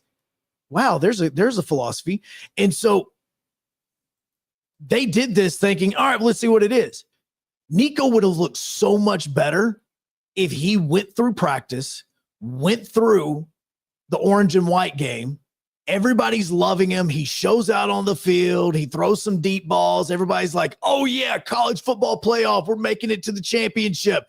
And then right after it is gone, it's like, yeah, I'm entering the transfer portal. We've been negotiating for a while. Nothing happened. See y'all later. I just want to say my one last goodbye to Tennessee fans. Yeah. Then you're just thinking, oh wow. Like, he knew he wasn't there and he still went out there and even performed in front of all these fans knowing what he knows. And now he's entering the transfer portal. He would have looked a million times better than what he did right there. People wouldn't be burning his jersey. But again, handlers wanted to handle this a different way. Mm-hmm. And because not saying that, honestly, you look back at it and you say, well, why didn't he do it like that? Well, because again, he was trying to handle it. And the only script that they have is the NFL. The only problem is it's not apples to apples. Mm-mm. There's contracts involved. There's dead cap involved. A team doesn't want to drop a player and cut him automatically because it'll take away 10% of their contract and their salary cap availability because they will lose it in dead cap space. And then that's going to hurt them in trying to sign your replacement. So there's a reason why these players do it and trying to renegotiate because of your value. Like, there's a lot more to that. And there's contracts and there's a lot of paperwork in it. It's not the way with Nico. Yeah. It's not the way at Tennessee. This plan may work in 2 or 3 years if players are under contract, but right now, not the case. Yeah. Think about it with Matthew Sluka whenever he was going to UNLV. I brought this up earlier, Joe. He played 3 games, got the team to 3-0. Before week 5, he ended up actually leaving the campus because the promise of $100,000 for him to transfer in from Holy Cross was not fulfilled. The speed in which college football moves, not the game itself, but everything around it, is so much faster than what is going on in the NFL. Players hold out for weeks before they finally get paid, even months. Going into the actual season, they hold out. With college football players, if they're not getting what they were promised or they're not getting what they want, they just leave. There's not a lot of that holdout. This is the longest holdout we got, Joe, and it only lasted 2 days. So when is it going to get to the point where these contracts actually lead to holdouts that leave a little bit more time in between them bringing up the dispute and leaving the campus? Because also far, we've seen it 1 to 2 days, and it's already over. Well, there's also that whole contract thing. Yeah. There's not a contract. There is a, hey, this is what we are paying you, and that is it. How do you throw that much money at a kid and not have a contract? Also, this is terrible because for the NIL to become a thing, we, again, have to think back to how 20 to 25-year-olds work. I am one of those guys. Whenever you think you're getting a good bargain, you overthink it. And then you think, I could be making just a little bit more. And you could keep changing that mind. That's what's going through these players' minds. And that's why we're going to see this more now than ever. It just started. Well, it's going to happen 8 times next season. It blows me away in 2025 that you have the amount of people that are putting money into NIL funds that make millions and millions of dollars to be able to put millions and millions of dollars into it. It's another million. And doing it because they are great businessmen and businesswomen and then don't know how to run this like it's a business. It blows me away that the same thought process is not happening in 2025 as what it is when it comes to your day-to-day business and the things that you can and cannot do to be able to make the amount of money that you make to pay these kids for the NIL money that you donate to the university. That blows me away. The other side of this, what if Nico actually does get paid more? Well, in Tennessee's going to have a mediocre season, and they're not going to have their quarterback. There's going to be a little bit of FOMO, Joe. What if Nico goes on the open market 2 days, 48 hours, whatever it is, because it's April 16th, and what if a team pays him more and he has a better 2025 than what he did in 2024? Now, I'm not saying college football playoff, national championship. I'm not saying any of that because that's not just on him. Okay. Trust me. We know it's not just a one-sided affair. You can have an amazing offense, but if your defense sucks, you're still not going to be able to get to where you want to. Just look at all the teams in the March Madness that didn't make it past certain rounds because they couldn't have both on both sides. Or LSU. The whole side of this is, what if Nico, because he wanted $4 million? What if he gets 4? What if he gets 5? What if somebody pays Nico that? Give him the Bugatti for crying out loud. Come in to their program for 1 year. And look, it's not going to be hard, or it shouldn't be hard for him to beat his numbers when it comes to passing touchdowns because he only threw for 19. Now, the total part with him obviously is also going to come into the rushing side of it when you had 358 yards rushing to go with all the passing yards. I mean, it wasn't the a ton. yards weren't crazy. But the reason why, the passing yards were like 2,600. And the reason why the rushing yards weren't there is because he had so many weapons at Tennessee last year that it was seriously get the ball, get it out of your hands. That's all he had to do. He didn't have to run 10 plus times like he did. He did it against Ohio State because he had to. I mean, I think he only ran 10 plus times in the regular season once or twice, maybe. That was it because he didn't really have to. But now as far as looking at his game and where he wants to progress, can he throw more than 19 touchdown passes in North Carolina if it's a better offense? Yeah. He also had a very good running back that was like SEC player of the year last year. That's not going to be there anymore. That was taking away from the passes because should have been in New York as well. I mean, he absolutely should have been in New York, but those are the things that get talked about with Nico. The reason why he didn't have the numbers that he normally would have, or he was thought to have, is because he had amazing skill set players around him, mainly also one behind him that was taking away from what he's what he was getting. And that's the reason why, with Dylan Sampson not there anymore, there would be more opportunities for him to score touchdowns and or pass touchdowns. So I look at this from a business side of this is like, yeah, if I'm in North Carolina, why wouldn't I consider this? Like if I am they got Bill the money Belichick, now. yeah, I mean, if I'm Bill Belichick and I do not have the talent that I need to be successful in year one in an ACC that is basically one team, Clemson, and everybody else, why can't I? SMU, Joe. Clemson, nobody else. SMU. They went to the playoffs just like did. Tennessee did. They also didn't play like half the good teams in the conference, Clemson. And so that's the reason why. Like I'm just looking at this from a standpoint of, if you're Bill Belichick, you have nothing to lose on this.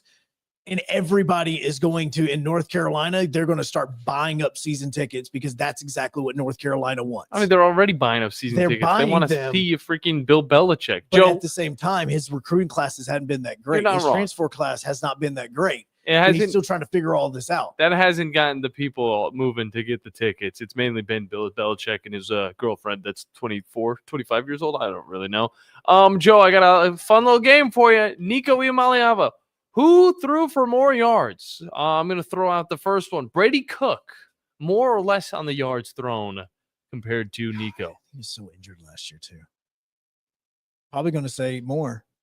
He had less, 200, or he had 2,535. So yeah, I mean, again, he was injured for majority of it. That's the reason why, again, even Missouri played bad against Alabama. Okay, how about your favorite, Peyton Thorne? Bless it.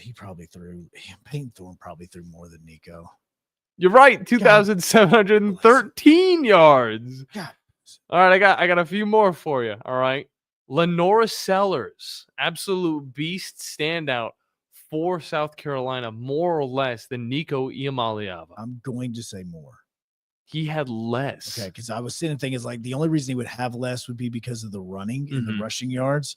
But I just felt like the hype that he is already getting going into 2025, that had to be a situation where he had more. No doubt. Joe, hop into the absolutely phone lines. So you hop in to get over that going over here. So here's a question for you right now, because this Nico story is taking over college football. Nobody is talking about spring practices. Nobody paid attention to spring practices. There were barely more people at Bryant-Denny Stadium for Alabama spring practice than there was for the regular season for any single Havoc game. Let's just call a spade a spade. So the reason why now we're looking at this Nico thing is we have gotten through spring practice, but when we come back, we're going to go to the phone lines. We've got people that are already getting on the line. And I asked the $1 million question in the state of Alabama. Would you take Nico over either of the quarterbacks that you currently have at Alabama or Auburn? 256-576-4977. We continue on the Blitz. Uh-oh, Brad's buzzed. Oh, yeah? Yeah, he's starting with the woots. And now a speech. I just want to say that friendship is about heart and brain. Who's with me? Good thing is, he knows when he's buzzed. And my brain is saying, when it's time to go home, somebody call me a ride. Love that guy. Me too. Know your buzzed warning signs? Call for a ride when it's time to go home. Buzz driving is drunk driving. A message from NHTSA and the Ad Council.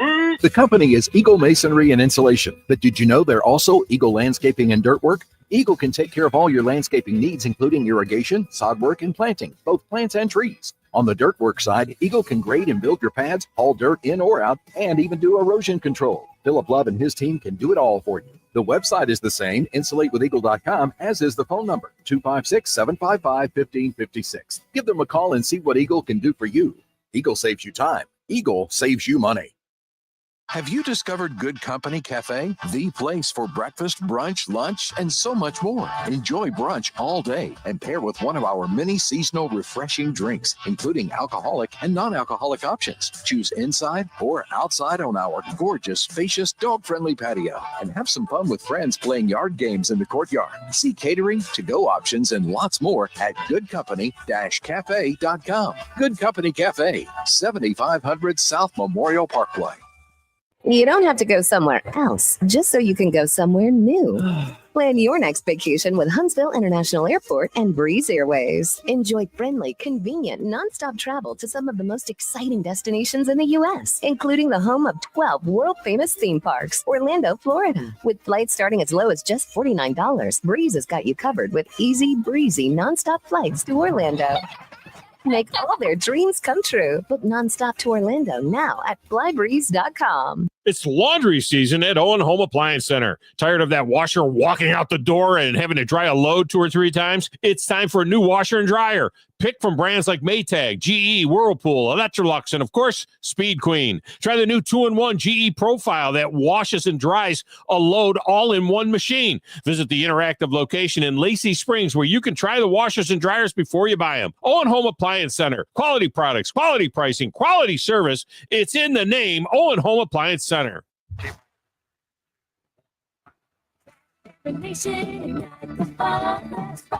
Your Rocket City Trash Pandas are home for a total of 15 games in the month of April. Promotions include 4 fireworks shows, 2 bobblehead giveaways, 1 cat night, and even an appearance from Bluey to round out the month on April 27th. To get your tickets and learn more about everything going on at Toyota Field, check out TrashPandasBaseball.com.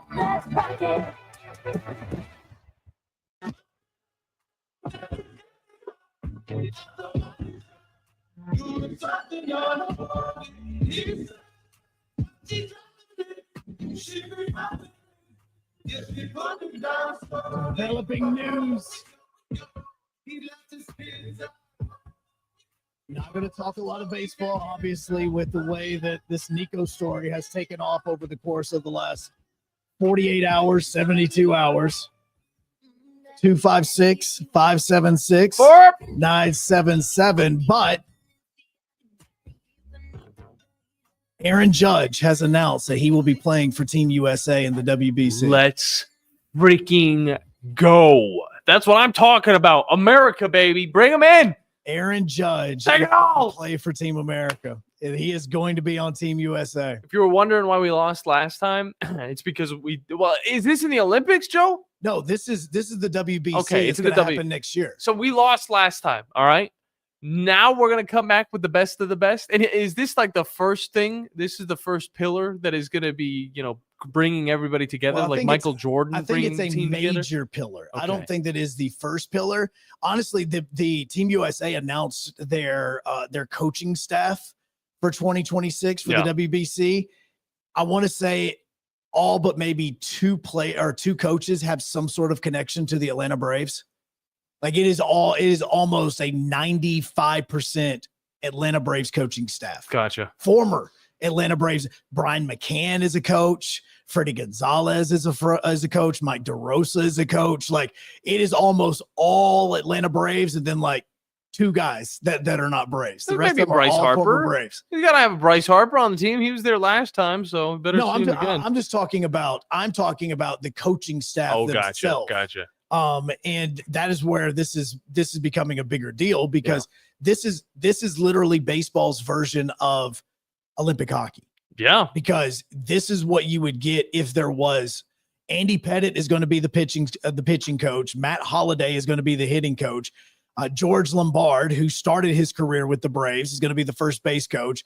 David Ross, former Atlanta Brave, is going to be in the bullpen. Assistant managers, Freddie Gonzalez as well, and that's obviously a former Braves manager. And Mark DeRosa, who is a former Braves player, is going to be the manager. Very nice. We're talking about all these big names. Well, we also got big deals, big zone deals over on our website. Look it up, 97.7 ESPN. Start saving 50% or more on some of the best food joints, play places, golf courses in all of North Alabama. It's big zone deals over on 97.7 ESPN The Zone. And we also talked about the big deals. We also talk about the big name that I got to see over the weekend. Joe, I didn't say it. I didn't tell you. You didn't, and it's actually shocking. Once you told me in the break who it was, I'm going, why didn't you say this? The guy he's retired now. He just loves to race his boats. It's the only Martin Truex Jr. All right. And let me tell you, I didn't think this Why was is Martin Truex Jr. in Huntsville, Alabama, racing a boat in a pond? It's a hobby, Joe. It's a pretty big one at that. He's from New Jersey. I'm pretty sure there's a pond somewhere in New Jersey. Yes. He can race a boat. But the one that we're talking about is one of the few that's sanctioned in this specific type of activity. But no, he was out at the lake or at whatever the freaking pond is called. It's got a big bell next to it now. It's a really nice right there one. off Drake. Yeah, that one. And he was just with his buddies, these older dudes. They're all in this Huntsville Boat Society or Association, and they're all just having a great time. I look over, and I already knew that he liked to race the boats around Thanksgiving time and all of that jazz. But to catch him just randomly there on a random weekend, I saw this dude. He looked a little bit more fit than the other fellas. He was wearing his camo hat. He had the glasses on, those Oakley glasses. I was like, dude, is that who I think it is? Like, he had the beard. His facial structure was kind of similar. And then it started to get into the delusional part, me and my girlfriend.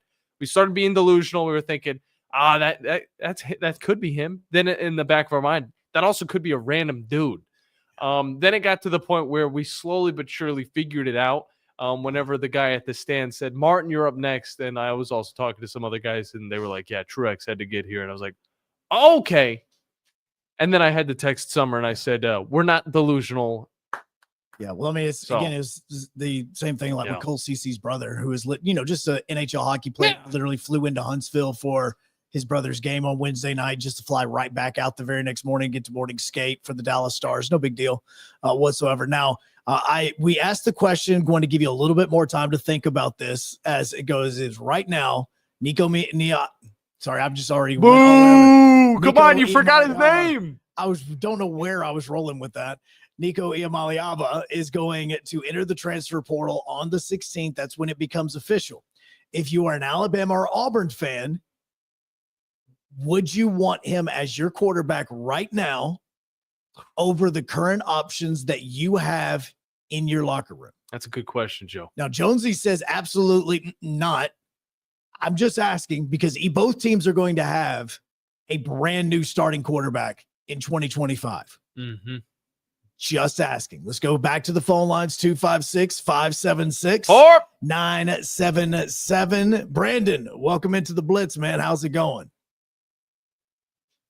I take delight in this situation, but I also appreciate it too.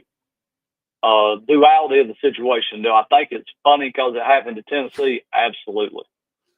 Do I think they did the right thing by giving him his walking papers? Absolutely. Hell yeah. And I feel that way. I think that as much as I don't like Tennessee, Josh Heupel said, I'm going to do what I'm going to do with or without you. And it's going to take more coaches doing that to get the system as right as you can get it. You can't keep coming back asking for $4 and $5 million with average numbers. Carson Beck didn't deserve the money he got or supposedly got after the season he had last year.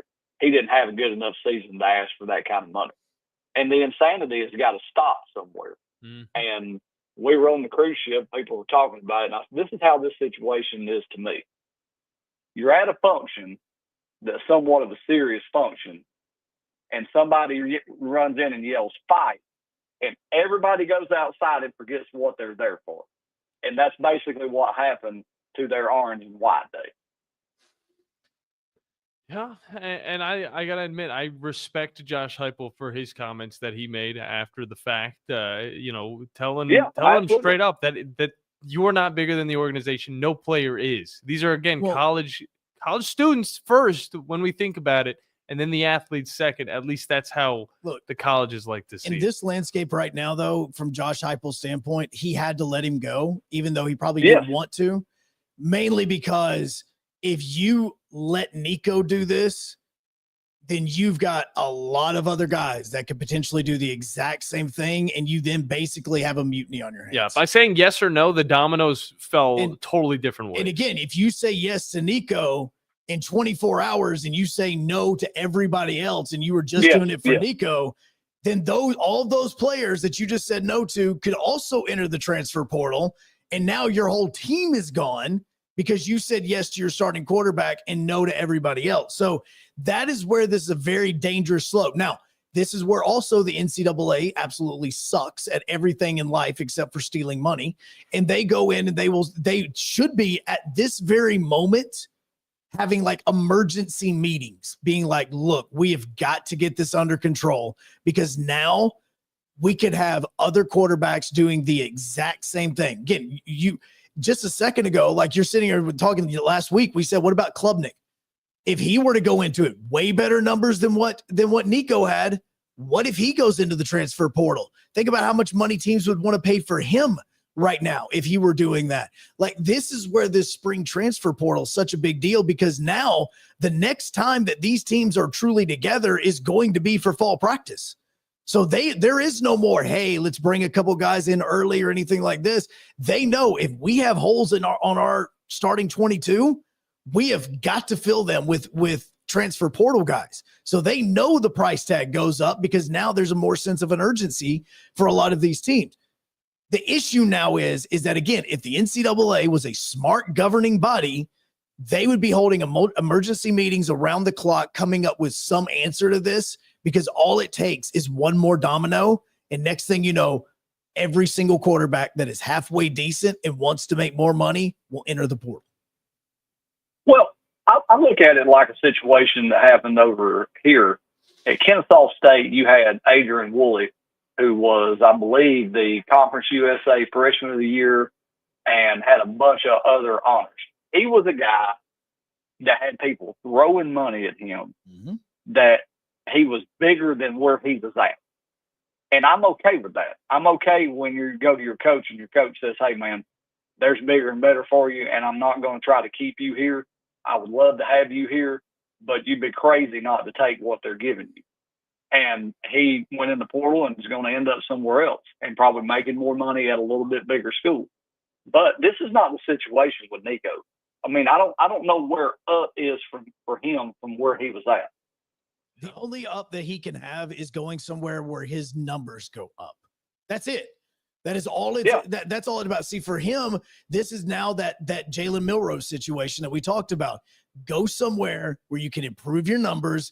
You can show exactly what type of quarterback you are. And right now he's being looked at as like the third or fourth quarterback in the draft. You have a great season. You can try to improve that and then be one of the top picks, especially if Arch Manning does what Mannings have historically done and not come back go back to college football and not leave early. That's the only benefit that he has from this. Yes, he may get his $4 million. He may only get $3 million. He's still going to be making millions of dollars, but from a standpoint of his NFL career now he's got to go somewhere where his stock can rise because of the play on the field. Well, and I've heard people say, well, what if he comes out and says, well, I didn't really leave because of money. I left because I was not happy with the situation. I was not happy with the coach. I was not happy with all these things. I don't really think it's going to matter. I think the damage is done. Oh, it is done. That's why I asked Ryan Callahan that, because look, I know how many Tennessee fans where literally every single time that Hendon Hooker was snapping a football, loved it. But at the same time, they were thinking, Nico's next year. Nico's next year. Like, they were looking forward to Nico for 2 and 3 years. And I know that when Nico was there, it was, hey, look, I know he's struggling right now, but look at how he did in the Citrus Bowl. Like, look how amazing it was. Like, they have been literally like worshiping the ground that Nico walks on in the course of 72 hours. They are now ready to burn everything that he has. So look, if he truly wanted to, and I mean truly wanted to, and I haven't been around him enough to know the personality between the dynamic of him, and I'm still saying handlers, even though a lot of it we kind of know the direction it is. But if Nico were to come out and say, look, guys, I made a strategic play. I was trying to do something that my my group thought would be something that could help benefit my family and benefit me more financially, so that I could do something to make sure that if nothing else happened in my career, if I were to stop playing football tomorrow because of a career-ending injury, I would be able to provide for my future family. And it backfired in my face, and I am truly sorry for that. Tennessee fans, he would get heckled. He would probably get made fun of a little bit. But then the very first game that he goes out and he still continues to say his thank yous and his sorries, and he apologizes, and he goes on all the shows around Knoxville, and he talks to Vince Ferrara, and he's talking to all these guys and saying, look, man, this was a decision that we made, and it got totally blown out of hand. I bleed orange and white. I want to be a VFL for the rest of my life. This was something that was done thinking that we were making the right decision. And I've sat here and I've thought, I do not want to play anywhere else from Knoxville, and I am totally sorry for what I did. He could build the fence. The problem is like that could happen, but he would have to go on totally different situation, but he would have to go on like that Michael Vick apology tour, where like literally he is doing everything around Knoxville that he possibly could to try to repair his image after that happened. Now, screw what everybody else in the country thinks. I'm just talking about in the city limits of Knoxville, in the state of Tennessee. He would have to do a PR tour like none other to do this. If it's worth it to him, go for it. Because I promise you, they will wrap their arms around you. Or you can go about this and continue to go on it. I don't know which type of player he's going to be and how much he really wants to be at Tennessee, but I do think that at this hour, he understands that he's made a massive decision that is going to screw up his financial earnings. Now he's got to make a different decision to go somewhere that's going to help him on the field so that he can grow his stock, so that he can become the player that he wants to be, and that's a starting NFL quarterback. It's amazing how one bomb in the transfer portal can just echo through college football. And I've seen Josh Tate be animated in this show. I've seen him be backhandedly funny. He could not hide how mad he was the other night when he did his show. Mm-hmm. Well, It was coming out of his eyeballs. And you got the emotion out of Drew as well today. Yeah. Yeah. I mean, it's amazing how everybody, to an extent, is at the point where it's like enough. Well, look, you look, since we've been talking, Brandon, two defensive linemen that played against each other in the college football playoff have both announced they're going in the transfer portal. They're not quarterbacks, so it's not being talked about as enough. But TJ Bush from SMU just said that he's going in the transfer portal. He was a freshman All-American and a Conference USA All-American. And then you also have, just a little while ago, a defensive lineman for Penn State just said that he was going into the transfer portal as well, just because of all the things that can happen, and financially the money that he can make that way. You are seeing every bit of this. It was Liberty, not SMU. I apologize. But no, it was Liberty that their standout edge rusher is going to be doing it. You've got offensive linemen that are all going into the portal. Yep. All of this has just been since you got onto the phone with us. Yeah, right now. JB Nelson from Penn State, offensive tackle. That's it. He's on his way out, and Jalen Early from Florida State. Well, he needs to leave Florida State, for being honest, but he's on his way out as well. He's leaving early. That joke. Well, I mean, these quarterbacks are going to continue to set the tone in the portal, but I wonder at what point these schools are going to get together and just say, look, we understand that we cannot go north of $3-4 million. And they set the market by just collectively saying, we're just not going to pay it. Like Dan Lanning calling saying, hey, they're shopping. At what point are these coaches going to put up a wall and say, this is a line you're not going to cross anymore? And have we got to that point now? Is this the beginning of it? All it takes, and this is where, unfortunately for Nico, he's been the first domino already once in his college football career, and now he's about to be another one again. All it takes is another massive quarterback to make that move. That's all it takes. Yeah. Because Nico's done it, and depending on what he gets, because we'll know what he gets, depending on what he gets, you could see another quarterback do the exact same thing. Because again, I know that everybody sit here and is like, no, we're going to take our quarterback. We would absolutely take our quarterback. We want our quarterback.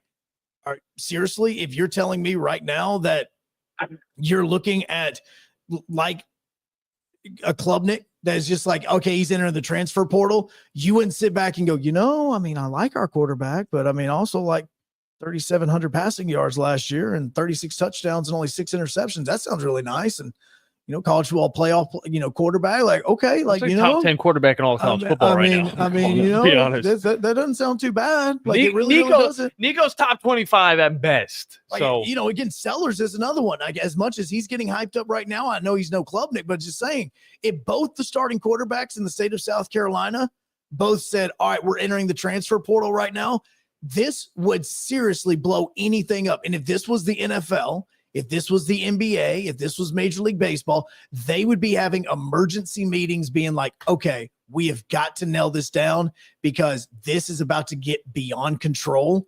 And unless we put a cap on it, we are going to have massive, massive Wild West beyond Wild West than what we have now. But again, it's the NCAA, and they're just going to sit back and go like, oh, well, let's just see what happens. Hold on. The Wild East. Let's see how this plays out.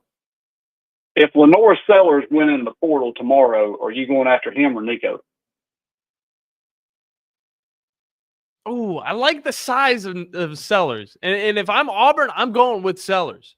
I don't know which one Alabama would want to go with. I'm not going to. I think they're fine with Ty Simpson, but I think if he went in, I would grab Sellers depending on the program.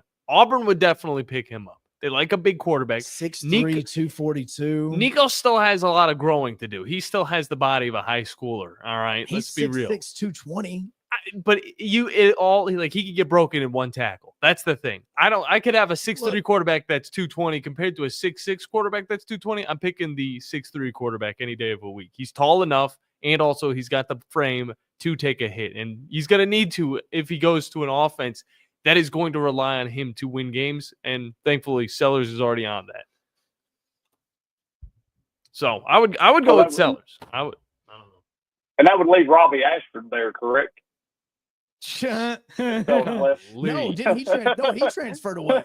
No, Robbie Ashford's gone. Yeah, no, he transferred away again. Yeah, no, he is. He's now at Wake Forest. Wake Forest? I was going to say North Texas. Yeah. Fun stuff. Well, Tom Abraham has called me twice during this call, so I don't know if he has an NIL deal for me. So I'm going to let you guys go and call and find out what is in the Showcase Showdown. All right, appreciate it, Brandon. Good stuff. Roll Tide. Oh, that's funny. Tom Abraham's calling him. Oh, okay. Let's see. Don't wish that on any of us. Just you, Brandon. You take that phone call. We'll handle business over here. You're one of his sons now. Yeah, there you go. Like he doesn't have enough. 256-576-977. If you are Alabama or Auburn, would you take Nico over what you currently have in-house right now? We continue taking your phone calls. We wrap up the Blitz when we come back on 97.7 ESPN The Zone, WZZN TV. And John's got to do some Bristol thing. No, you told Martin Truex Jr. That's a count. No!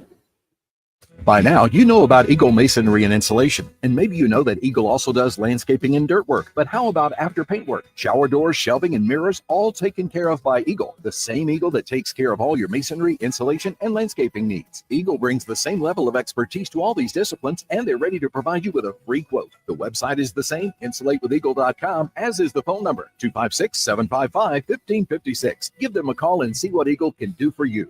Eagle saves you time. Eagle saves you money. Where's the best place for sports? What about the best place for wings? If you answered Jefferson's for both, you're right. Jefferson's is also a great place for value. Every Monday, kids eat free with the purchase of an adult meal, and teachers bring your teacher ID, and you eat free every first Tuesday of the month up to $15. And New Market, Jefferson's will be opening a new location at 2190 County Road 65 very soon. Jefferson's, best place for sports, best place for wings. Hampton Cove, and soon in New Market. SportsMed is the official team physicians of the Rocket City Trash Pandas. And if the pros trust SportsMed, you can too. SportsMed provides every service you might need for complete orthopedic care, specializing in orthopedic surgery, sports medicine, joint replacement, spine surgery, neurosurgery, and podiatry. And they offer their own brace shop, in-house full-body MRI, physical therapy, walk-in clinic, and so much more. 4 locations and on the web at sportsmedalabama.com. The state's largest orthopedic group is growing to meet the needs of the patients in our community. The Orthopedic Center has long been the most trusted name in orthopedics in North Alabama. So as our area continues on the fast track, so does the need for premier orthopedic care anywhere and anytime you need it. TOC is proud to announce the opening of our new locations in Albertville and Hampton Cove, along with the grand opening of our newest office in Decatur. These clinics will offer the same high-quality orthopedic care you have come to associate with TOC, with the convenience of being closer to home. As a patient, your time is your most precious asset, and we recognize that at TOC. That's why we are also proud to announce the opening of our urgent ortho clinics to handle those bumps and bruises that need prompt attention. These clinics are available to care for acute orthopedic injuries with no appointment necessary. With 38 physicians, 20 centers of excellence, and now more than a dozen locations to serve you, TOC will continue to be the name you turn to for the best orthopedic care at the right time. Visit our website at visittoc.com for more information. TOC, helping you live a better life. Carrabba's Italian Grill is the best place to enjoy authentic Italian cuisine, passed down from our founders' family recipes. Featuring a wood-burning grill, you can enjoy Carrabba's signature dishes, including chicken brine, wood-fired grilled steak and chops, and classic Italian pasta dishes. Have a special event? Elevate your catering with Carrabba's Catering, the perfect way to enjoy large party portions of your favorite hand-prepared dishes for any event. Carrabba's Italian Grill at Parkway Place, Huntsville.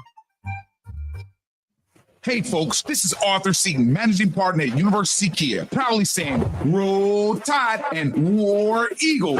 Stop into University Kia today and shop one of the area's largest selection of new Kias, including Fortes, Seltos, Telluride, and Popular Carnival, and fully electric EV6. View all the great specials at universitykia.com and get pre-approved in minutes so you can drive home your new Kia you really want, because we want to see you in a University Kia. This will turn journalism on its ear. Watch our stream on WZZN TV on Twitch and YouTube. But you are the greatest hero in American history. We are 97.7 ESPN, The Zone.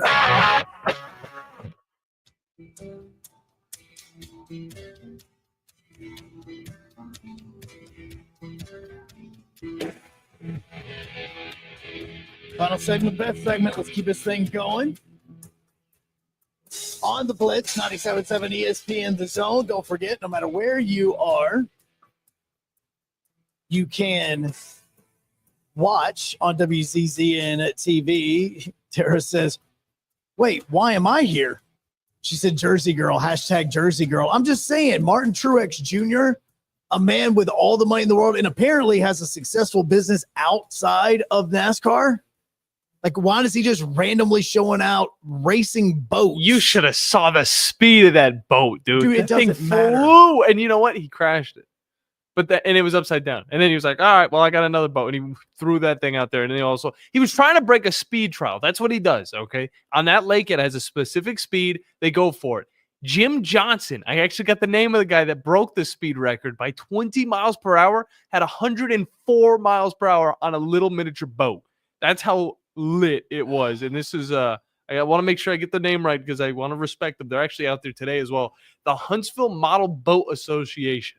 Yes. So if you guys want to go and watch some boat racing, don't bother the boat racers, but definitely enjoy it. And those guys, who knows, they will probably talk a little bit to you as well. But they are out there, I believe, today, right now. So all right, 256-576-977, asking you the question: if you are Alabama or Auburn, would you take Nico over currently what you have in the QB room?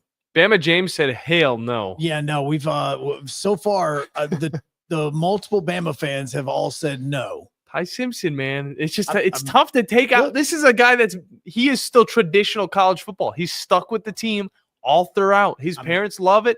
I love it, dude. I'm all for it. I'm just asking the question. I appreciate it. Just asking the question. If I'm Auburn, maybe. Yeah. Jay, what's going on, man? Joe, how you doing, brother? I'm doing good, man. How about you?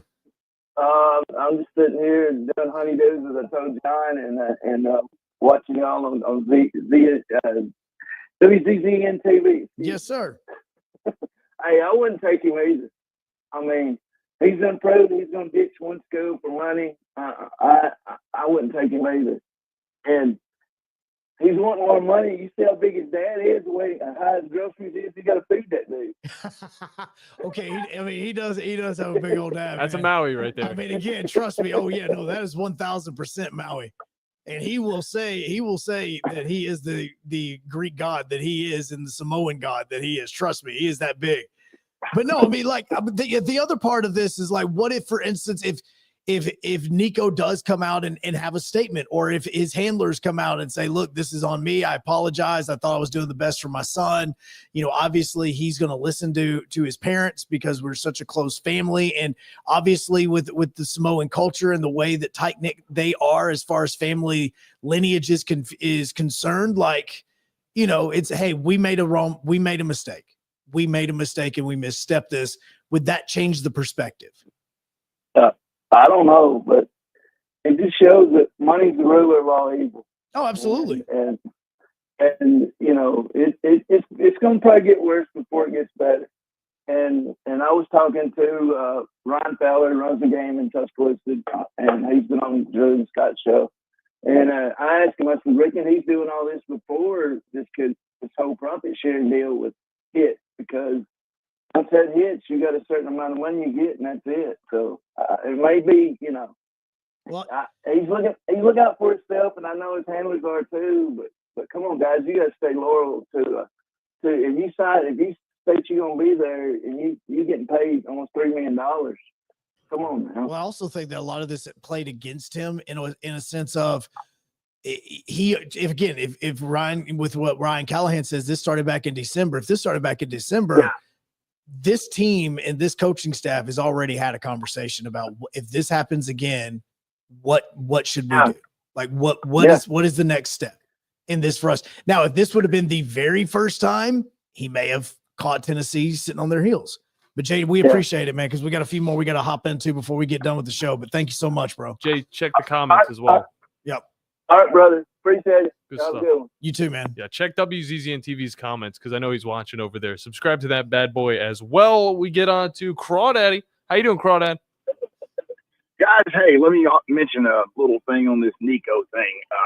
Firstly, I wouldn't have him on my team, and I know if I were recommending him to others, I wouldn't want him either. However, you get into probably some collusion issues. However, can you have collusion when you don't have valid contracts?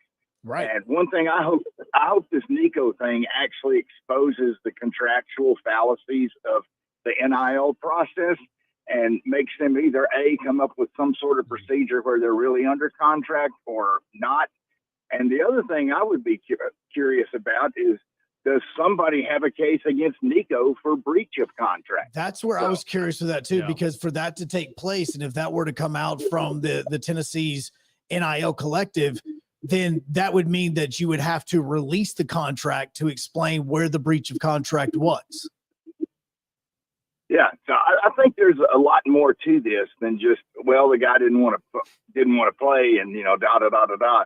This could be the thing that opens the whole Pandora's box about NIL contractual issues, and that's what I hope comes out of it. Yeah. And by the way, if you don't want to worry about that stuff, root for the Service Academy. It doesn't apply there. You guys take care. Good stuff. Yeah, thanks for that. Yeah, they have contracts. It's just a totally different type of contract. Geez. Yeah, but you get like a Camaro or like a Challenger. That's the best part about it. But I know he wouldn't want to take Nico. He had freaking Bryson Daly. The man's handsome and he's a freaking baller. Look, and honestly though, the toys that you get to play with in the Service Academy are probably even more expensive than the Camaros and everything else that you get to drive. Forget the Bugatti that was thrown out there, bro. They got tanks. That's way more than what you get with the Bugatti. Absolutely. 256-576 977. Smoky Mike. We get a Tennessee perspective now. What are you doing, man? We got Bugattis talking about here. I mean, where do we go from? Like, why do we get them Bugattis and all that? I don't know. I don't know why you would want that to drive around Knoxville. I mean, seriously. Well, I can tell you boys something. I did not eat my bootios today like Nico did, because Nico's been acting like booty ever since December, apparently. Yeah, no, it has been. And I mean, trust me, New Day's not eating their bootios either at the moment. But still, it's like, look, this has been going on for months. This is why I think that it almost hurt him to start this back then, because Tennessee already had a plan in place. They already went into a recruiting cycle being like, look, we've got to make sure that we secure everything that we can just in case this happens a second time. Oh, and Faison Brandon is the one that they are most definitely securing for this type of contingency right here. And you know what? George McIntyre did all right during the orange and white game, so I'm not too bad with that. Well, that's good. I mean, you got to see the players throw footballs and be in pads and stuff like that. That's what I like about it. But you know what? Also, another thing too is that if you're an offense and you don't score a touchdown except for one certain person, and we all know who that is, for 4 freaking weeks, don't ask for a raise. No. Because you don't deserve it. Not even close. If anybody deserves it, Tim Banks deserves that raise, not Nico. Absolutely. And I think that's the reason why he was seen as expendable, is because you look at the offense that Heupel runs and the way in which it's basically based on getting the football out as quickly and as accurately as possible, making multiple reads beforehand. He feels like he's got 2 other quarterbacks that he can do it. Now, I know that a lot of Tennessee fans are going to question it because the fact that you had Merklinger in a couple of times last year, and it's not like he looked absolutely amazing whenever he was in. But again, neither did A.J. McCarron when he had to come in on the fly either. So Well, you also forgot about one Mr. Gaston Moore. Mr. Hunk right no, there. I do. mean, the way he decided to throw that beautiful ball against Alabama during that third Saturday in October, that was glorious. Well, no, I do, because I'm hooked on George McIntyre. So that's why it's like I mean, seriously, I am. Now, I know that Callahan said just a little while ago he's not going to be ready just yet. And I totally understand him not being ready. But also in my head, I'm thinking, man, I've been around McIntyre. He is a really awesome, level-headed kid. And I really think that he's going to be a good quarterback at Tennessee. Nah, I lived in Franklin, Tennessee, probably around the same time he did. It's the craziest thing. Well, boys, it's a different age in college football. And you know what? There's never any drama. There's never not any drama with the Tennessee Volunteers. This is so much better than having to spend 2 hours trying to act like spring games are important. Oh, yeah. They're giving us stuff to talk about. This is so much better. Joe, and guys, let's just be honest, all right? Somebody had to jump on the sword, all right? Somebody had to be the one to expose the NIL and the way that this is. I just can't believe it's taken this long. 3 years of this, and nobody has done it to this extent to where it's getting everybody to talk about it. Everybody is on notice. It's a different day, baby. Well, if Carson Beck is worth $3 million, then I mean, I don't know. I need to probably get my kid to actually throw a football a couple of times, or I don't know, get him to look like Matt Rice.